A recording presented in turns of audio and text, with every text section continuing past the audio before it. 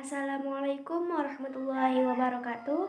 Perkenalkan, nama saya Sofia Zahra dari kelas 11C. Saya dari kelompok 5 cerpen dan di sini saya akan membacakan kesimpulan dari cerpen yang berjudul Menembak Mati 7 Orang beserta unsur intrinsik dan ekstrinsiknya. Langsung saja, kesimpulan cerpen Menembak Mati 7 Orang, Ahmad Dhohari. Cerpen ini menceritakan tokoh Dar, seorang lelaki yang pernah mengalami masa kelam di masa muda ketika ia menembak mati 7 orang dalam keadaan perang atau konflik. Peristiwa itu membekas sangat dalam dan menghantui-nya hingga tua. Meski ia tampak gagah dan dihormati banyak orang ketika masih SMA, perbuatannya itu melahirkan penyesalan yang membayang sepanjang hidupnya. Melalui percakapan Dar dengan sahabatnya, cerpen ini menunjukkan bahwa takdir dan masa lalu seseorang tidak selalu mudah diterima, bahkan jika peristiwa itu terjadi karena keadaan yang memaksa. Tokoh aku berusaha meyakinkan Dar bahwa apa yang sudah terjadi adalah bagian dari takdir, namun Dar tetap diliputi rasa bersalah dan keraguan.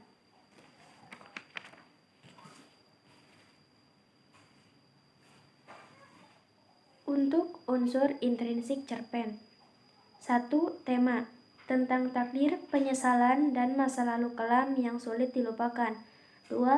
Tokoh dan penokohan. Tokoh aku tenang, bijak, menerima masa lalu apa adanya, dan tidak menghakimi Dar. Tokoh Dar tinggi besar, dulu gagah dan populer, pernah mengalami masa kelam, yaitu menembak 7 orang, sering ragu dan bertanya tentang takdir, dan sekarang terlihat gelisah dan berubah. Yang ketiga, alur campuran, dimulai dari masa kini, lalu mundur ke masa SMA, yaitu flashback, dan kembali lagi ke masa kini.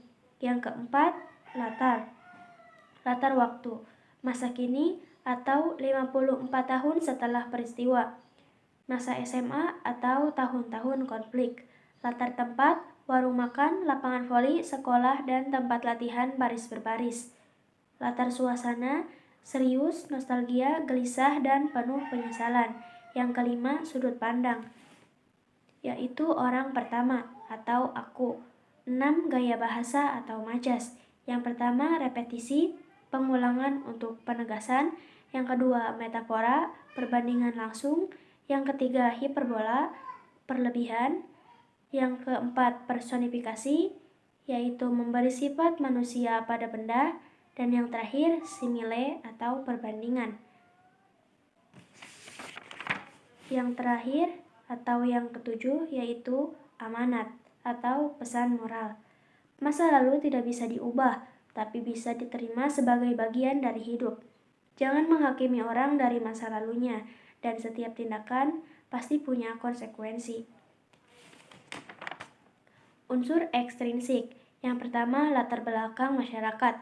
Cerpen ini menggambarkan masa ketika sekolah masih memiliki latihan militer atau baris berbaris yang ketat, situasi sosial politik yang tidak stabil sehingga anak muda mengenal senjata, masyarakat yang hidup dalam bayang-bayang konflik sehingga kekerasan dianggap hal yang biasa pada zamannya, pandangan masyarakat yang sering menganggap seseorang gagah dari fisik, bukan dari batin.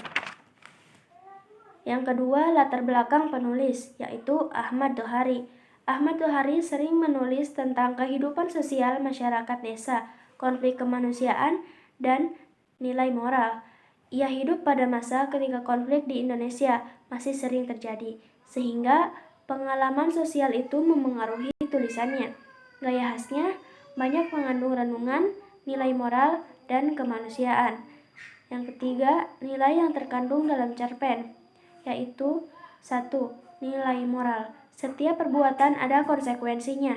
Belajar menerima takdir dan jangan memandang keburukan seseorang tanpa memahami latar belakangnya.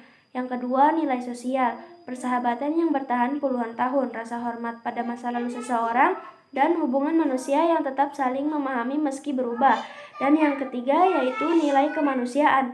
Luka batin dari kekerasan, penyesalan dan trauma, dan perjuangan berdamai dengan diri sendiri. Dan itulah kesimpulan beserta unsur intrinsik dan ekstrinsik dari cerpen yang berjudul Menembak Mati 7 Orang. Sekian dari saya, mohon maaf apabila ada kekurangan kata atau kesalahan kata. Ditutup, wabillahi taufiq wal hidayah. Wassalamualaikum warahmatullahi wabarakatuh.